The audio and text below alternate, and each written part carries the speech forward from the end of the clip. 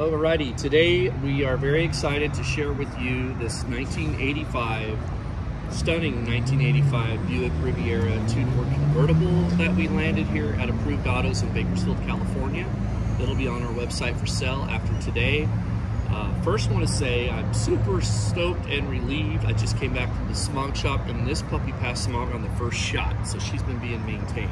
I'm going to put the top down first because I think that's the most beautiful vision of this car. Then we'll do a walkthrough.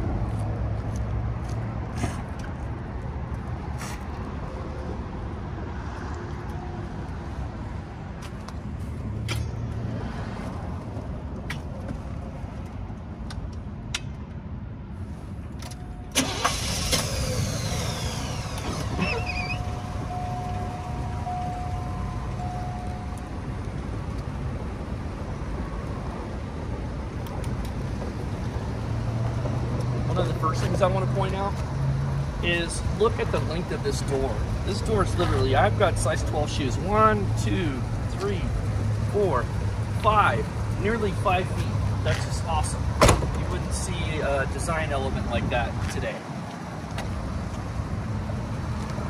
The front end of the Riviera is just gorgeous. It's that classic, Riviera, regal, just that. It's just a definite, like a period statement piece.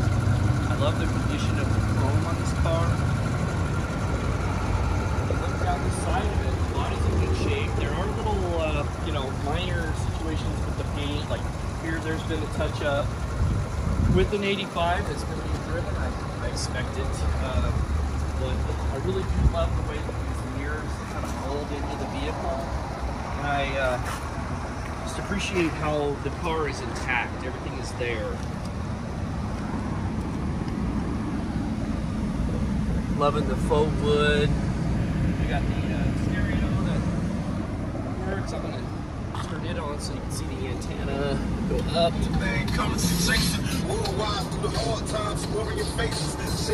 And you can't feel it, but the air conditioning is actually on this thing, and the engine's running right now. It's a nice, quiet 5.0 liter V8. It's a 307. The power windows, they all work. They go down more quickly than they go up, but they do all work. Love the luggage rack on the back. It's clearly not been loaded up with luggage.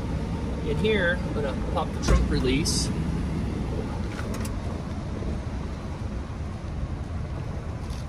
And we got the other visor in here just because it was in my way.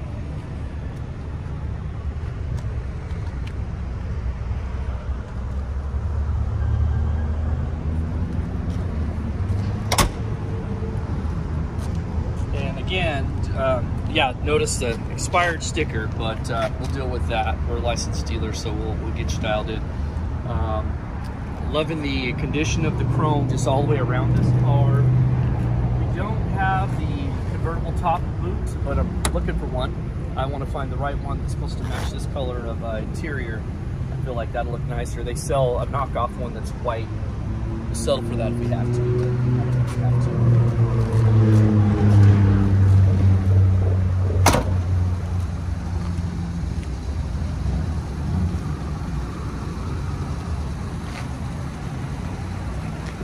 Show you under the hood.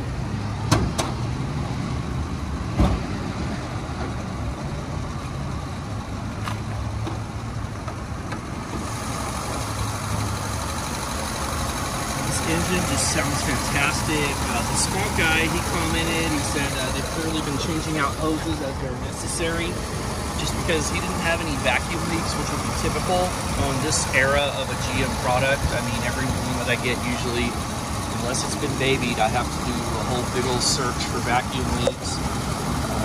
Again, AC's functioning as it should. I mean, loving the condition. I think I've spent probably 4 hours driving this thing already. Took it out Saturday night and just had one of the best times cruising in years. So, James, if you want to hop in the passenger seat.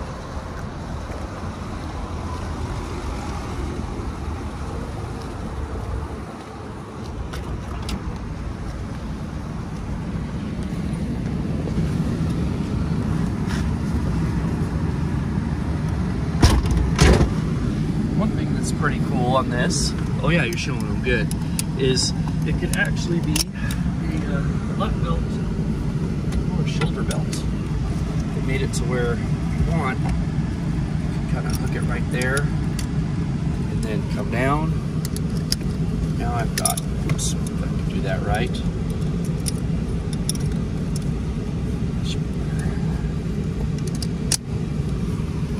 Yeah, the climate control's awesome on this thing too. It all works. Like if I move it around to Econ, if I want to make it warmer, I want to put it up to high, that all functions as it should. Yeah, steering wheel, I love it. It does have a little bit of cracking right there. You know, I mean, it's gonna happen. And I love the way the steering wheel feels. The other thing I'll note is that the dash, you know, it's void of any cracks. I just really appreciate that about this car too. So let's see how it runs.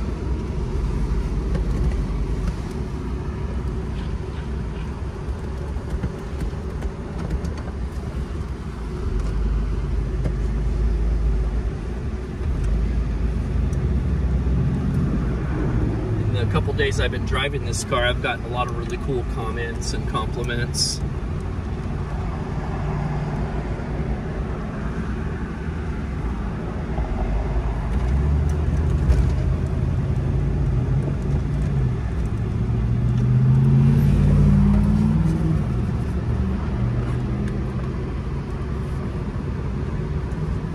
This is the kind of car that, whether you're the boss or you want to be the boss, when you're driving this car, you are the boss.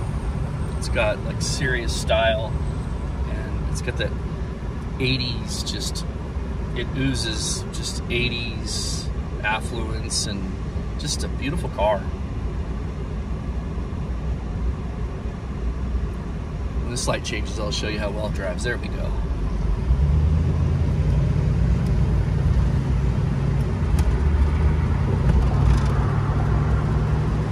Going to say that I got this car kind of in an interesting way too. It was a trade-in, so it was sold at a dealer-only auction, and here in California.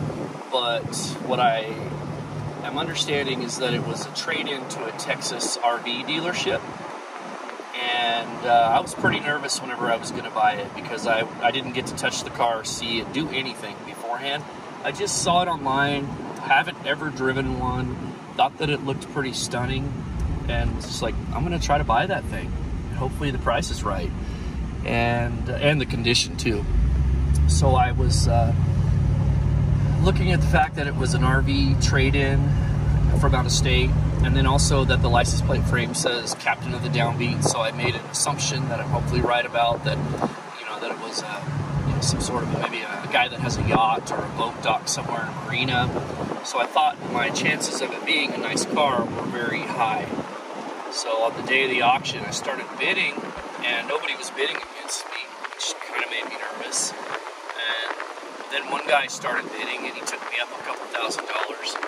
And he actually took me within $100 of what I had set my limit at, because, you know, I was taking a risk buying something that I didn't see or drive or know the condition. I could have got a total bucket whenever it got dropped off. So when my transport guy starts sending me pictures on the morning that he picked it up from the auction, and he's saying, how did you get this? This thing's beautiful. I was thoroughly relieved, and I felt redeemed because I just figured I stepped in it, because I do sometimes. And anyway, on his way home to bring the car to me, he shoots me a text and says, hey, can we go to lunch in it? Which I thought was pretty cool, because, you know, he and I have never gone to lunch before, and we had a heck of a time. We drove out to one of his friends' little barbecue places nearby, and it was just a joy to drive. And that's how I would have to describe this car, is it's like a pleasure.